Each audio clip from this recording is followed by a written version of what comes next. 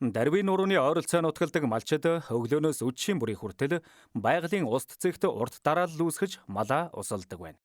Үүний улмаас янгир, цоохор ирвэс зэрэг зэрлэг амьтад ус хүйтэж байршил нутгаас дайжиж эхэлжээ. Иймд дарви сумын удирдлагууд орон нутгийн малчидтай хамтран дарвин нуруунд хөв байгуулсан байна. Ингэснээр зэрлэг амьтад байршил нутгаас дайжих асуудал буурч тоо толгой нь өсөж байгаа талаар орон нутгийн малчид идэвхтэн байгаль хамгаалагч нар ярьж байна. Хөв байгуулснаар манай 3-ын гүндийн янгирын эсвэргийн бүтэц олширч одоо ер нь өмнө бол нэг 5-7 8-аар харагддаг гэсэн бол одоо бол 20 30 50 60-аараа сүргэлсэн янгирын том маань олширсан. Энийгээ дагаад ирүүс маань нутгшиж олширч одоо малчдын ард иргэдийн одоо миний бүрийн одоо байгаль хамгаалагчийн идэвхтэн байгаль хамгаалагчийн явуулсан судалгаагаар үзэгдэл давхцал нь бол одоо олширсан мэдгэж байгаа. Хөв байгуулснаар зэрлэг амьтан тухайн бүс нутагт тогтвортой амьдрах, малчид малаа бэлчээртэй ойрхон зайд услах, зэрлэг амьтанд малаа алдахгүй байх нөхцөл бүрдсэн байна.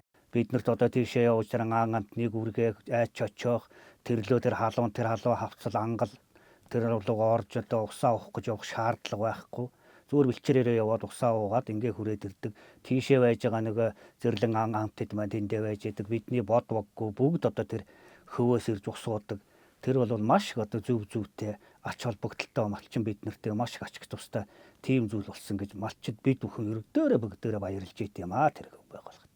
Дарвин нуруунд хөв байгуулснаар зэрлэг амьтан мал гэрийн малын давхцлыг бол 70 орчим хувиар бууруулсан байна. Хөв дээрээс зөвхөн айлуудын мал болох бэлчээрээр яваад усаа уучдаг. За ар хярлуу тийм хавцал руу орсон жижиг гол горхиудаас бол зэрлэг амьтан унтаалаад тэнцэнээсээ дайчих эрдэл нь бол харьцангуй хувиар буурсан байдаг.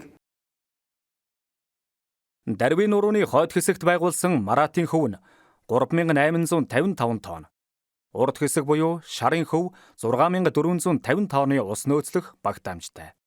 Шарын хөвөөс 20 гаруй айлын 20,000 гаруй бог, 3,000 орчим бод мал ундаалж байна.